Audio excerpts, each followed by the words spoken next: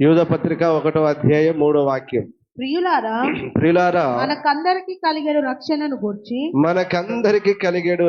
గురించి మీకు వ్రాయవలనని విశేష ఆసక్తి గలవాడనై ప్రయత్నపడుచుండగా పరిశుద్ధులకు ఒక్కసారి అప్పగింపబడిన బోధ నిమిత్తము మీరు పోరాడవలనని మిమ్మును వేడుకొనుచు మీకు వ్రాయవలసి వచ్చాను. అందరూ ఆమేన్ చెప్పండి. హల్లెలూయా. ప్రియులారా, మనకందరికి కలిగేడు రక్షణ. ఏ రక్షణ అనేది? కడవరి కాల రక్షణ మనకు కలుగునట్లుగా. ఏ రక్షణ? కడవరి కాల రక్షణ అనగా దేనికి? మన ఆత్మకు రక్షణ కలిగి మనం పరలోకము చేరునట్లుగా, కడవరి కాలంలో యందు ప్రత్యక్షపరచబడటకు సిద్ధముగా ఉన్న రక్షణ మీకు కలుగునట్లుగా, పరిశుద్ధులకు ఒక్కసారి అప్పగింపబడిన బోధ. ఎవరి పరిశుద్ధులు? వారికి అప్పగింపబడిన బోధ ఏంటి నాన్న? అపోస్తలుల బోధ. అపోస్తలకు అప్పగింపబడిన బోధే అపోస్తలుల బోధ. పరిశుద్ధులకు ఒక్కసారి అప్పగింపబడిన బోధ నిమిత్తము మీరు పోరాడాలి. ఎందుకంటే ఆ బోధలో నిలుచుట బహు కష్టం. అది దేవునికి తెలుసు. మనం ఏం చేయాలి? పోరాడాలి. దేంతో పోరాడాలి నాన్న? 1 లోకంతో, 2 పాపముతో, 3 దురాత్మలు, సైతాన్ చీకటి చేతబడి మంత్రశక్తులు దురాత్మలు ఉంటాయి, 3 వాటితో, 4 మన శరీరంతో మనం ఏం చేయాలి? ఒక పోరాటం. ఇవి అవుట్ లైన్ గా మీకు చెప్తున్నాను అనుకోండి. పోరాటంలో చాలా సంగతులు ఉంటాయి కానీ ఇవి అవుట్ లైన్ గా మీకు చెప్తున్నాను. ఓకేనా? దేవునికి స్తోత్రం. హల్లెలూయా. ఈ 4తో పోరాడాలని యూదా మనకు రాస్తున్నాడు. దేవుడి పరిశుద్ధాత్మ దేవుడు యూదా ద్వారా మనకు తెలియజేస్తున్నాడు, వ్రాయిస్తూ ఉన్నాడు. దేవునికి మహిమ కలుగును గాక. ఆమేన్. హల్లెలూయా. సరే, ఏంటి ఆ బోధ అనే సంగతులు మనం నేర్చుకుంటున్నాం. ఇప్పుడు చదవన్నాను అపోస్తల కార్యాలు 2వ అధ్యాయం 38వ వాక్యం నుంచి. పేతురు, మీరు మారు మనసు పొంది పాప క్షమాపణ నిమిత్తము ప్రతివాడు యేసుక్రీస్తు నామమున బాప్తిస్మము పొందుడి. అప్పుడు మీరు పరిశుద్ధాత్మ అను వరము పొందుదురు. ఈ వాగ్దానము మీకును మీ పిల్లలకును దూరస్తులందరికీ అనగా ప్రభువైన మన దేవుడు తన యొద్దకు పిలిచిన వారందరికీ చెందునని వారితో చెప్పెను. అనేక విధములైన మాటలతో సాక్ష్యమిచ్చి మీరు మూర్ఖులకు ఈ తరము వారికి వేరై రక్షణ పొందుడని వారిని హెచ్చరించెను. కాబట్టి అతని వాక్యము అంగీకరించిన వారు బాప్తిస్మము పొందిరి. ఆ దినమందు ఇంచుమించు 3000 మంది చేర్చబడిరి. వీరు అపోస్తలుల బోధయందును సహవాసమందును రొట్టె విరుచుటయందును ప్రార్థన చేయుటయందును ఎడతెగక ఉండిరి. ఆమెను చెప్పండి అని అందరూ. ఆమెన్. హల్లెలూయా. ఎడతెగక ఉండిరి. ఇప్పుడు అపోస్తలుడైన పేతురు ప్రజల మధ్యలో నిలబడి వేసిన బోధ ఏంటి? 1 మారు మనసు, 2వది బాప్తిస్మం, 3వది పరిశుద్ధాత్మను వరం పొందుట, 4వది మూర్ఖులకు ఈ తరము వారికి వేరై రక్షణ పొందుట, 5వది అపోస్తలుల బోధ గురించి పోయిన వారము చెప్పాను. ఇప్పుడు ఇవన్నైనా 5. ఈ రోజు ఏంటిదంటే అపోస్తలుల సహవాసం. ఆమె చెప్పండి గట్టిగా. హల్లెలూయా. మారు మనసు పొందినవారు, బాప్తిసం పొందినవారు, అభిషేకం పొందినవారు, ప్రత్యేక జీవితం చేస్తున్నవారు ఎక్కడ ఉండాలట? అపోస్తలుల బోధలో ఉండాలి. 2వది ఎక్కడ ఉండాలి? అపోస్తలులతో సహవాసములో ఉండాలి. ఎక్కడన్నా? అపోస్తలులతో సహవాసములో ఉండాలి. ఎందుకు? ఈ లోకంతో సహవాసము చెయ్యొద్దు. చదువుకునే కదా, ఈ లోకంతో స్నేహం చేయవాడు దేవునికి వైరం అన్నాడు. లోకంతో, లోకస్తులతో మనం స్నేహం చేయకూడదు. కొరింథీయులేమన్నాడు? దుష్ట సంగతి మంచి నడవడిని చెరుపుద్ది అన్నాడు. అంటే దాని అర్థమైంది, దుష్టులతో సాంగత్యము సహవాసం చేయొద్దు. పాపం చేస్తున్న వారితో, పాపులతో సహవాసము చేయొద్దు. ఎందుకంటే కొన్నిసార్లు సహవాస దోషం మన మీద పడుద్ది. మనం దెబ్బతింటాం, చెడిపోతాం, చెదిరిపోతాం, వారి మాటలు విని చెదిరిపోతాం, పడిపోతాం. కాబట్టి దేవుడు క్లియర్గా చెప్తున్నాడు, బిడ్డ, నీవు ఈ లోకముతోనైనను లోకంలో ఉన్న వారితోనైనను స్నేహము సహవాసము చెయ్యొద్దు. నువ్వు ఎవరితో సహవాసం చేయాలంటే మొదటిగా దేవునితో సహవాసం చేయాలి. ఆమేన్, హల్లెలూయా. మొదటిగా ఎవరితోనానా? దేవునితో సహవాసం చేయాలి. రెండవదిగా ఆయన సేవకులతో సహవాసం చేయాలి. సేవకులు అందరు సేవకులేనా? కాదు. నామకార్థ అనుభవంలో చాలా మంది సేవకులు ఉన్నారు, సువార్థికులుగా ఉన్నారు, చాలా విధాల సేవకులు ఉన్నారు. అందరితో కాదు మీరు సహవాసంలో ఉండాల్సింది. అపోస్తలులతో. ఎవరితోనానా? అపోస్తలులతో పిలువబడి, ఏర్పరచబడి, దేవుని ఆత్మ చేత అభిషేకింపబడి, పంపబడి, సమస్తము విడువబడి, విశ్వాసం మీద ఆధారపడి సేవ చేస్తున్నటువంటి ఆ అపోస్తలులతో మీరు సహవాసంలో ఉండండి అనేది దేవుని ఉపదేశమై ఉన్నది. దేవునికి స్తోత్రం, హల్లెలూయా. మీరు చెప్పండి, అదే మన సహవాసం ఎవరితో ఉంది? మీరే ఆలోచించుకోండి. మీరు దేవునితో సహవాసం చేస్తున్నారా? సేవకులతో సహవాసంలో ఉంటున్నారా? ఎవరితో సహవాసంలో ఉంటున్నారు? మీరు ఎవరితో స్నేహం చేస్తున్నారు? ఎవరితో సాంగత్యం చేస్తున్నారు? మీరే ఆలోచన చేయండి. సహవాసం చేయడం అంటే ఏంటి నాయన? ఎప్పటికీ ప్రార్థనలో పాలు పొందడం, కోడికల్లో పాలు పొందడం, మంచి చెడు విషయాల్లో పాలు పొందడం, అన్ని విషయాల్లో పాలు పొందడమే కదా సహవాసం అంటే. స్నేహానికి సహవాసానికి కాస్త తేడా. అబ్రహాం దేవునికి స్నేహితుడని పిలువబడ్డాడు. ఆ స్నేహం తుద మట్టుకు కొనసాగించాడు. దేవునికి స్తోత్రం, హల్లెలూయా. స్నేహం సహవాసం రెండు ఒకే దగ్గర ఉంటాయి ఇంచుమించు. కానీ సహవాసం అనేది వాసం చేయడం అంటే జీవించడం. సహ అంటే అర్థమైంది నాన్న? కలిసి. ఎగ్జాంపుల్ గా చెప్తున్నాను. ఎలాగంటే ఒక తల్లి తండ్రి పిల్లలు లెక్క. తల్లి తండ్రి పిల్లలు వీరందరూ ఒక కుటుంబం, వీరందరూ ఒక సహజీవనం, అంతా కలిసి జీవిస్తున్నారు. భార్య భర్తల జీవితాన్ని సహజీవనం అంటారు. దేవునికి స్తోత్రం, హల్లెలూయా, హల్లెలూయా. అంటే అలాగున దేవునితో మనం కలిసి ఉండాలి. అలాగున సేవకులతో మనం కలిసి సహవాసంలో ఉండాలి. ఎవరితో పడితే వారితో సహవాసంలో ఉండొద్దు నాన్న, అది మీకు మంచిది కాదు. కొన్ని వాక్యాలు మీకు చూపెడతాను, జాగ్రత్తగా మీరు గ్రహించండి. మనం ఎవరితో సహవాసంలో ఉండాలి, ఎవరితో సహవాసంలో ఉండకూడదు. ఇప్పుడు ముందు ఎవరితో సహవాసంలో ఉండకూడదో కొన్ని మాటలు చెప్తాను. ఆ తర్వాత ఎవరితో సహవాసంలో ఉండాలో నేను చెప్తాను. త్వరగా మీరు గ్రహించాలని ప్రభు పేరట కోరుకుంటున్నాను. దేవునికి స్తోత్రం, హల్లెలూయా, హల్లెలూయా. రైట్. మొదటగా మనం ఎవరితో సహవాసం చేయొద్దో చదవండి. కీర్తన గ్రంథం 106, 35, 36. అన్యజనులతో సహవాసము చేసి వారి క్రియలు నేర్చుకొనిరి. వారి విగ్రహములకు పూజ చేసి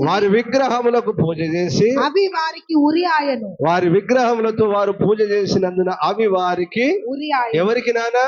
ఇప్పుడు ఇది ఎవరి గురించి చెప్పబడింది నానా? 106, 107 కీర్తనలన్నీ ఇజ్రాయేలు ప్రజలను గురించి, వారి నిర్గమమును గురించి, వారి ప్రయాణమును గురించి, వారి ప్రయాణంలో జరిగిన అవకతవకలు, ఒడిదొడుకులను గురించి చెప్పబడ్డాయి నాన్న ఇక్కడ ఈ 2 కీర్తనలు. ఇప్పుడు ఇజ్రాయేలు ప్రజలను దేవుడు వారి బానిసత్వంలో ఉన్నప్పుడు దేవుడు తానే దిగి వచ్చి వారిని దర్శించి బానిసత్వం నుంచి విడిపించి నడిపించి పాలు తేనెలు ప్రవహించి దేశంలోనికి నడిపించిన తర్వాత ఈ కణాలలో ఉన్న 7 జాతులను దేవుడు ఏం చేశాడు? వెళ్ళగొట్టాడు. అనేకులను చంపేశారు. కొందరు లోబడి భయపడినందున, కొందరు మేము బానిసలుగా ఉంటామని చెప్పినందున దేవుడు కొందరిని ఉండనిచ్చాడు. అసలు దేవుడు ఉండనియొద్దు అన్నాడు, కానీ వారు ఉండనిచ్చారు. ఇప్పుడు ఉండనిచ్చుట వారికి ఏమైందంటే కీడైంది. ఇప్పుడు ఏం చేస్తున్నారు వీళ్ళు? వారితో కలిసి అన్యజనులతో ఏం చేస్తున్నారు వీళ్ళు? అసలు ఎవరితో ఉండాలి బిడ్డ వీళ్ళు? దేవుని ప్రజలు ఎవరితో ఉండాలి నానా? దేవుని ప్రజలతోనే ఉండాలి.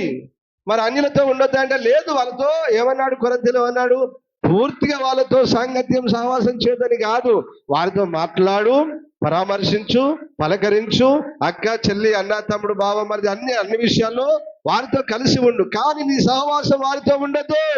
ఎవరితో ఉండదు నాన్న నీ సహవాసము? అన్యజనులతో సహవాసం ఉండదు. అన్యజనులతో సహవాసం ఉంటే ఇప్పుడు వీరేమయ్యారు? మీరు చెప్పండి. వారితో సహవాసం చేయడం వల్ల ఏం జరిగింది? నువ్వు చేయాల్సిన విగ్రహాలను చేయొద్దని నీకు నిర్గమకాండం 20 అధ్యాయంలో చెప్పాడు కదా దేవుడు. చెప్పాడా లేదా? ఇజ్రాయేల్కి ఆజ్ఞ ఇచ్చాడా లేదా? ఇచ్చాడు. చెయ్యొద్దురా అన్నాడు. విగ్రహంలో జోలికి పోవద్దు, విగ్రహారం చేయొద్దు, విగ్రహంలోకి అర్పించినవి తినొద్దు, వాటితో నీకేం సంగతి నానా, వదిలే బిడ్డ అన్నాడు. వదిలేయచ్చు కదరా, వదిలేయచ్చు కదరా. ఈ క్రైస్తవులు ఇంకా అన్యజనుల ఆచారాలు, అన్యజనుల సాంప్రదాయాలు, అన్యజనులతో సహవాసం ఏంటి నీకు? చెయ్యకూడదు కదరా. నువ్వు దేవుని బిడ్డవు కదా, నువ్వు దేవుని ప్రజలతోనే ఉండాలి కదా, దేవునితోనే సహవాసం ఉండాలి కదా, సేవకులతోనే సహవాసం చేయాలి కదా. ఎంత చెప్పినా అర్థం కావట్లేదు క్రైస్తవులకి. ఎందుకంటే వారితో నువ్వు సహవాసం సాంగత్యం చేయడం వల్ల ఏం చేస్తున్నారంటే, వారు ఏం చేశారట, మోయాబు రాని వారు ఏం చేశారు నాన్న, వారి పండుగలకు పిలువగా. సంఖ్యాకాండం 25 దేవులు ఏమన్నది వారు? అక్కడిదే ఈ సందర్భం ఇక్కడ రాసింది. సంఖ్యాకాండం 25. ఇజ్రాయేలీయులు షిత్తీములో దిగి ఉండగా ప్రజలు మోయాబురాండ్రతో వ్యభిచారము చేయసాగిరి. ఆ స్త్రీలు తమ దేవతల బలులకు ప్రజలను పిలువగా వీరు భోజనము చేసి వారి దేవతలకు నమస్కరించిరి. ఎంత అన్యాయం అండి! ఎవరు నువ్వు? జీవము గల దేవుని బిడ్డవు, విమోచింపబడిన వారు, క్రీస్తు రక్తం చేత కడగబడిన వారు. మళ్ళీ ఎలాగున అన్యజనులు పిలిస్తే వెళ్తావు, వాళ్ళ పండుగలకు పిలిస్తే ఎలాగో వెళ్తావు, వారితో ఎలాగున సహవాసం చేస్తావు, కలిసి ఎలాగున వారితో భోజనం చేస్తావు. ఇది మనకు బుద్ధి కలుగుటకై, నేడు క్రైస్తవులు అనబడిన మనకు బుద్ధి కలుగుటకై దృష్టాంతములుగా ఇలాంటి సంఘటనలు బైబిల్లో అనేకము వ్రాయబడ్డాయి. ఆమేన్, హల్లెలూయా. మనం మారాలి.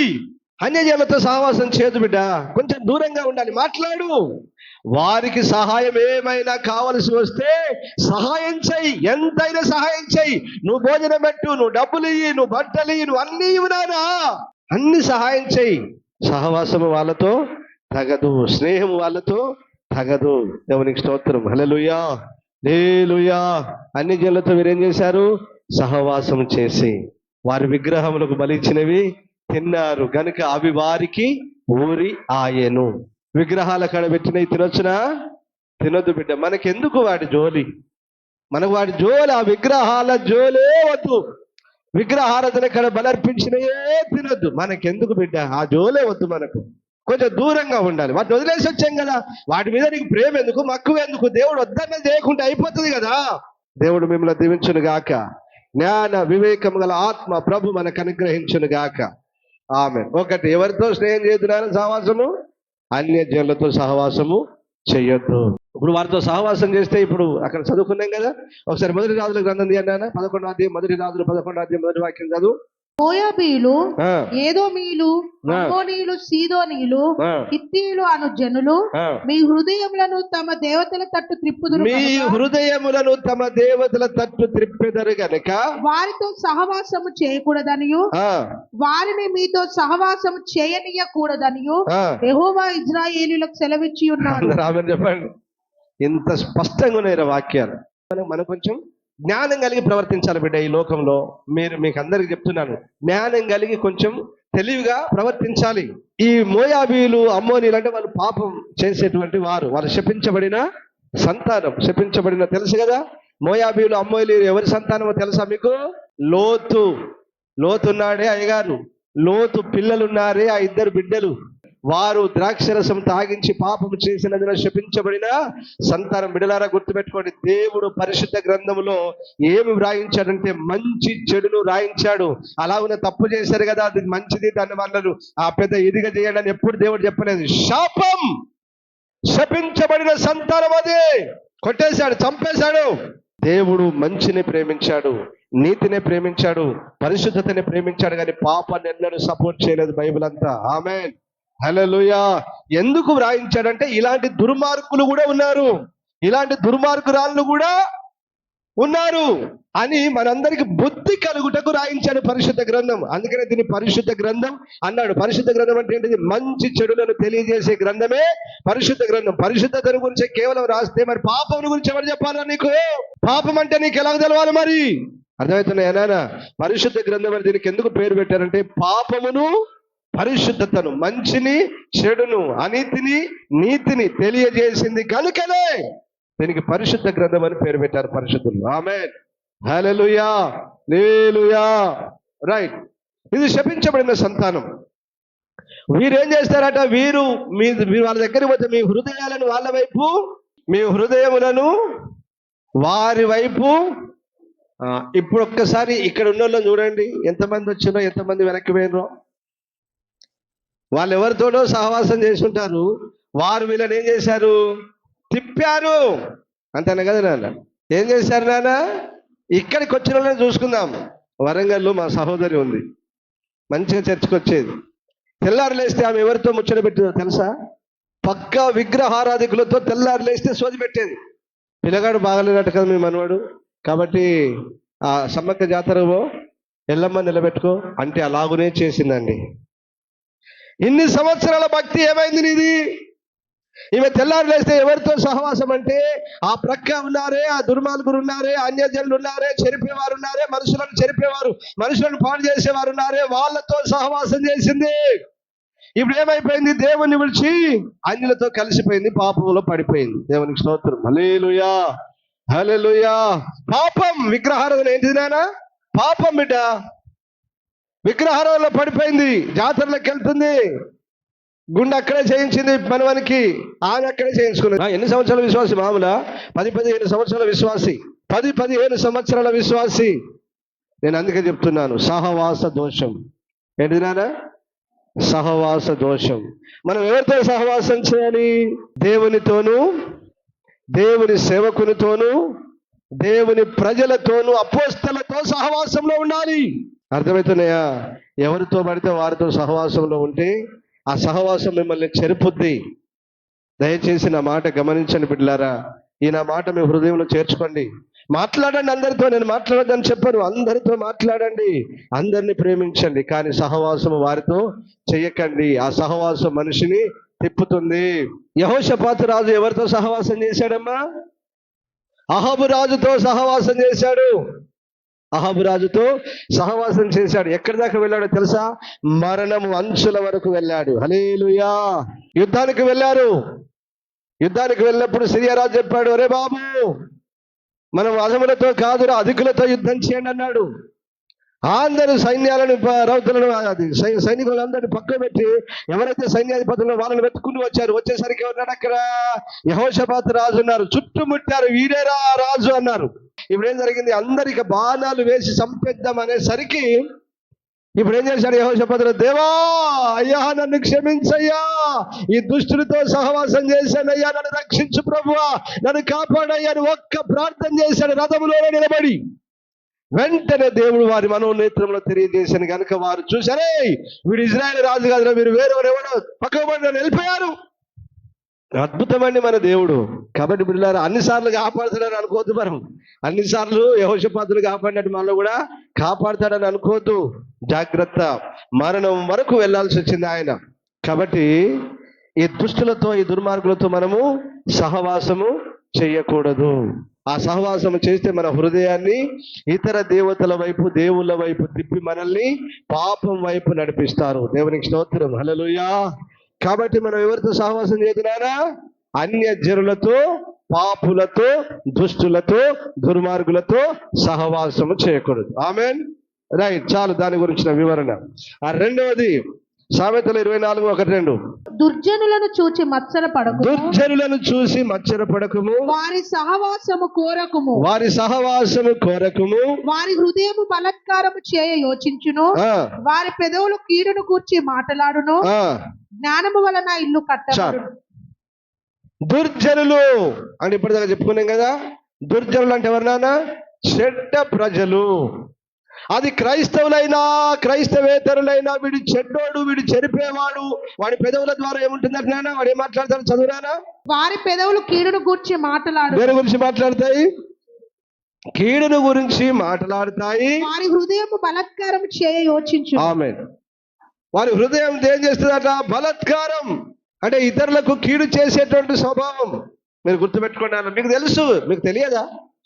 ఎవడు కీడు చేస్తాడు, ఎవడు మంచి చేస్తాడు అనేది తెలియదా మీకు? ఈ లోకంలో మీ పక్క వాళ్ళే కావచ్చు, దేవుని బిడ్డలే కావచ్చు, ఇతరులు ఎవరైనా సరే వారితో సహవాసం చేయొద్దు. ఆమె చెప్పండి ఆయన. లేదు, వారితో సాంగత్యం చేయొద్దు. అంటే దుర్జనులు, కీడు తలంచేవారు, కీడు మాట్లాడే వారితో మనం ఎన్నడూ సహవాసము చేయకూడదు. రైట్. మూడవది సామెతలు 31:3. ఈ బలమును స్త్రీలకు ఇయ్యకుము. అది నీ బలమును స్త్రీలకి ఇయ్యకుము. రాజులను నశింపజేయు స్త్రీలతో సహవాసము చేయకు. రాజులను నశింపజేయు స్త్రీలతో సహవాసము చేయకుము. అందరూ ఆమె చెప్పండి గట్టిగా. హల్లెలూయా.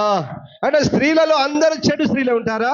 కాదు కాదు. దీని అర్థమైంది, చెడు స్త్రీలతో, చెడగొట్టే స్త్రీలతో, పాడు చేసే స్త్రీలతో, వ్యభిచారులతో, జారులైన స్త్రీలతో ఏం చేద్దాట మనము? సహవాసము చేయొద్దు. మరి వారికి స్వార్థ చెప్పొద్దా?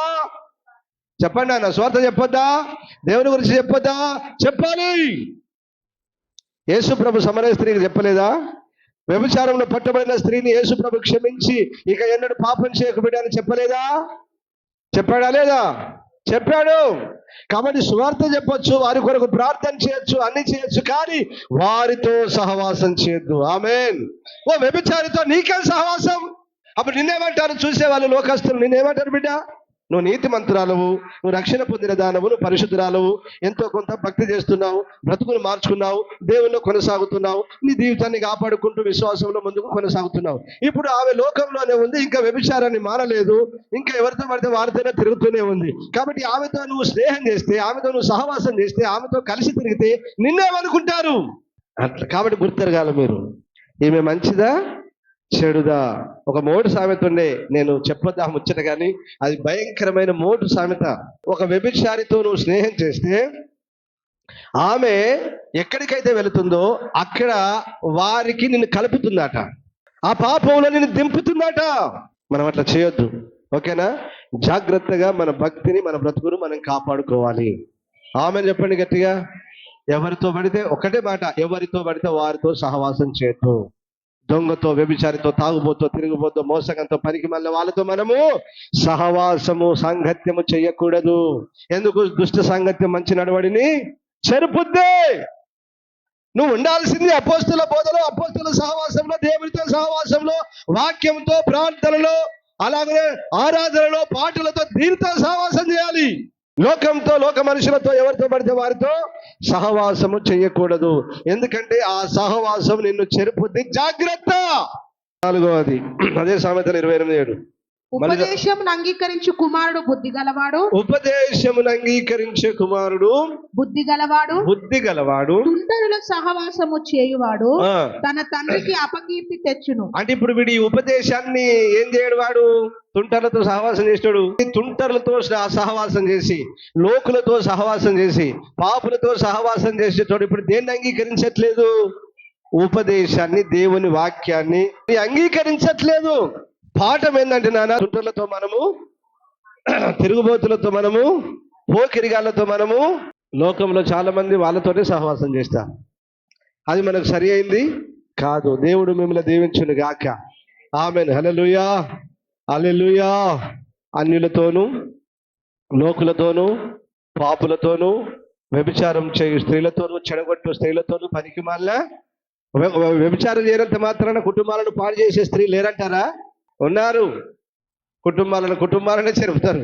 మరి ఈ అమ్మ మీద ఆ అమ్మకు, ఆ అమ్మ మీద ఈ అమ్మకు ఇంతసేపు మాట్లాడిన నీ మీద కూడా పక్కలకు చెప్పకపోతే అందరు మంది ఎట్లా కొడతారు ఆమె దగ్గరికి? చెప్పే మాటలే కుటుంబాలను మనుషులను చెడగొడతారు. అలాంటి వాళ్ళతో సహవాసం మనము చేయొద్దు. దేవుడు మిమ్మల్ని దీవించును గాక. ఆమేన్. హల్లెలూయా, హల్లెలూయా. పోకిరిగాళ్ళతో సహవాసము చేయొద్దు, కోపగుండులతో సహవాసము చెయ్యొద్దు, పాపులతో సహవాసము చెయ్యొద్దు. ఎవరితో సహవాసం చేయాలి అని అంటే ఇంతకుముందు చదువుకున్నాం కదా.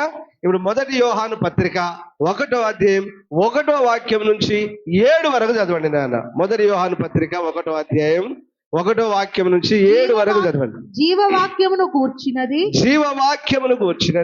ఆది నుండి ఏది ఉండెనో మేమేది వింటిమో కన్నులారా ఏది చూచితిమో ఏది నిదానించి కనుగొంటిమో మా చేతులు దేనిని తాకి చూచెనో అది మీకు తెలియజేయుచున్నాము. ఆ జీవము ప్రత్యక్షమాయెను. జీవము ప్రత్యక్షమాయను, తండ్రి యొద్ద ఉండి మాకు ప్రత్యక్షమైన ఆ నిత్య జీవమును ఆ, మేము చూచి ఆ, ఆ జీవమును గూర్చి సాక్ష్యమిచ్చు ఆ జీవమును గురించి మీకు సాక్ష్యం ఇచ్చుచున్నాను. దానిని మీకు తెలియపరచుచున్నాము. ఆ, మాతో కూడా మీకును అది మాతో కూడా ఎవరంటున్నారు ఈ మాట? అపోస్తలుడైన యోహాను. ఎవరంటున్నారు నాన్న? అపోస్తలుడైన యోహాను. మాతో కూడా మీకు సహవాసము కలుగునట్లు మేము చూచిన దానిని వినిన దానిని ఆ, మీకును తెలియజేయుచున్నాము. ఆ. మన సహవాసం అయితే ఇప్పుడు మనందరి సహవాసం అంటున్నాడు. ఏమంటున్నాడు? మనందరి సహవాసము. మన సహవాసం అయితే తండ్రితో కూడాను తండ్రితో కూడాను ఆయన కుమారుడైన యేసుక్రీస్తుతో కూడా ఆయన కుమారుడైన యేసు క్రీస్తుతో కూడాను ఉన్నది. ఉన్నది. మన సంతోషము పరిపూర్ణమౌటకై ఆ, మేము ఈ సంగతులను వ్రాయుచున్నాము. ఆ, మేము ఆయన వలన విని ఆ. మీకు ప్రకటించు వర్తమానం ఏమనగా ఏమనగా దేవుడు వెలుగై ఉన్నాడు, ఆ. ఆయన యందు చీకటి ఎంత మాత్రము లేదు, లేదు. ఆయనతో కూడా సహవాసము అది గలవారమని మీరు ఒకవేళ ఆయనతో కూడా సహవాసము గలవారమని చెప్పుకొని చీకటిలో నడిచిన ఎడల ఎక్కడ ఎవరితో?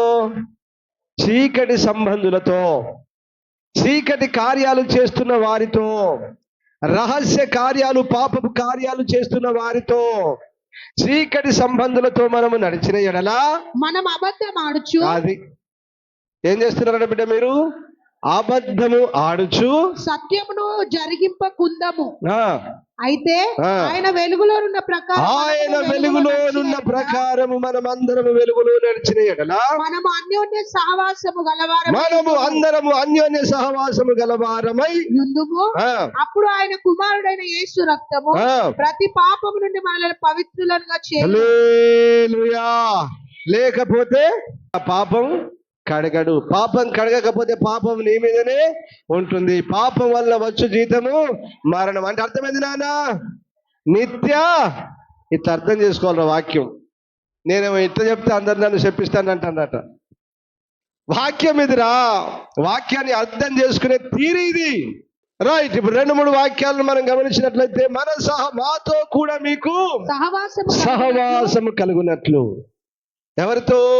అపోస్తలుడైన యోహానుతో, అపోస్తలతో, 12 మంది అపోస్తలతో, అలాగనే దేవుని చేత, సేవకుల చేత, సంఘం చేత పంపబడిన సేవకునితో మాతో కూడా మీకు సహవాసము కలుగునట్లు మేము చూచిన దానిని వినిన దానిని మీకును తెలియజేయుచున్నాము.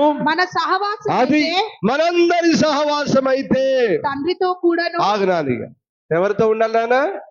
తండ్రితో. ఇప్పుడు తండ్రితో సహవాసం ఎలాగ ఉంటాం మీరు చెప్పండి బిడ్డ. 1 ప్రార్థన. ఇంకా దేవునికి ఇష్టమైంది ఏంటిది? 2వది ఆరాధన. 2వది ఏంటి నాన్న? దేవునికి ఆరాధన. 3వది వాక్యముతో సహవాసం. 1 ప్రార్థనలో, 2 వాక్యములో, 3 ఆరాధనలో సహవాసం. ఇప్పుడు ప్రార్థన చేయవాడు ఎవరితో మాట్లాడుతున్నాడు? ఫెలోషిప్ కదా. వాక్యం చదువువాడు ఎవరితో మాట్లాడుతున్నాడు? ఆరాధించేవాడు. ఉందారా మనకి అనుభవాలు? అబద్ధం ఆడకుండా చెప్పండి, ఉందా మనకి అనుభవాలు? హల్లెలూయా. చేస్తున్నామా? మరి సహవాసం చేస్తున్నామా దేవునితో? ఈ లోకంతో స్నేహం, సహవాసం చేయొద్దు. మనం లోక సంబంధమైన వాటితో సహవాసము చేయొద్దు అని దేవుని వాక్యం క్లియర్గా చెప్తుంది. మనం దేవునితో సహవాసం చేస్తేనే బిడ్డ, గుర్తుపెట్టుకోండి. ఇప్పుడు చెప్తున్నాను వినండి. హానోకు మూల పితరుడు, మన తండ్రి అయిన హానోకు ఎవరితో సహవాసం చేశాడు? దేవునితో కూడా నడిచాడు, సహవాసం చేశాడు.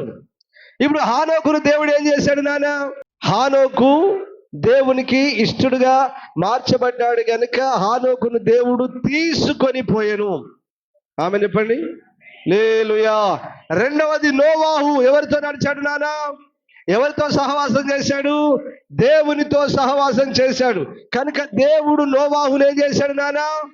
రాబో ఉగ్రతలోంచి తప్పించి అతన్ని కూడా పరలోకానికి చేర్చుకున్నాడు. హల్లెలూయా. హల్లెలూయా. ఆ తర్వాత అబ్రహాం దేవుడు అబ్రహామును ఏమని పిలిచాడు? నా స్నేహితుడా. అబ్రహాం దేవునితో ఏం చేశాడు? స్నేహం. దాన్నే సహవాసం.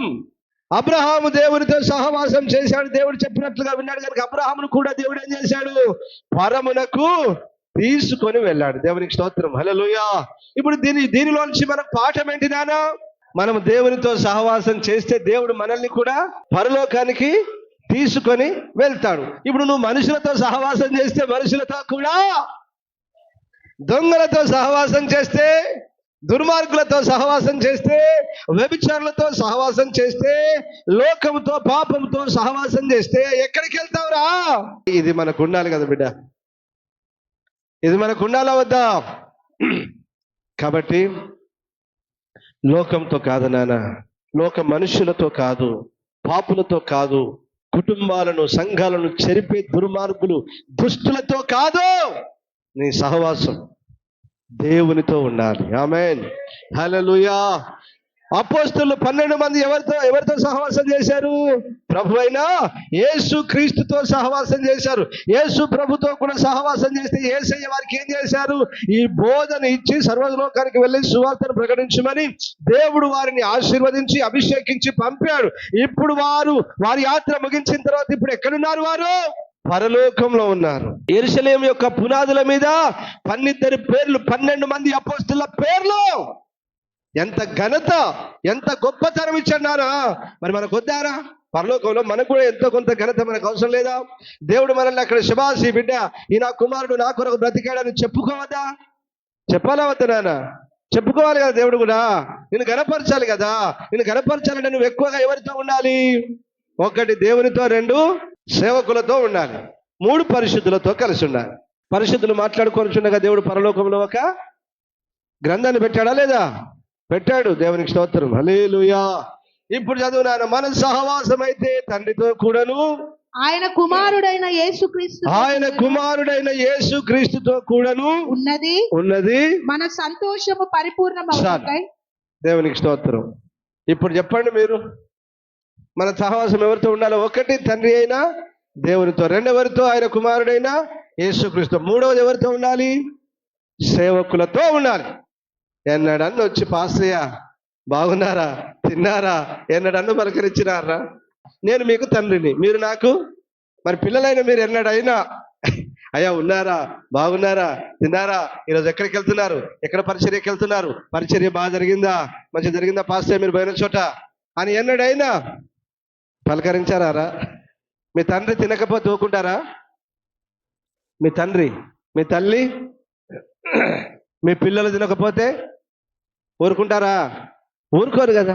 అంటే సహవాసంలో ఉండాల్సిన ఆ ప్రేమ మనలో లేదు. ఆ సహవాసమే సేవకులతో లేదు. ఈ సహవాసమే దేవునిలో లేదు.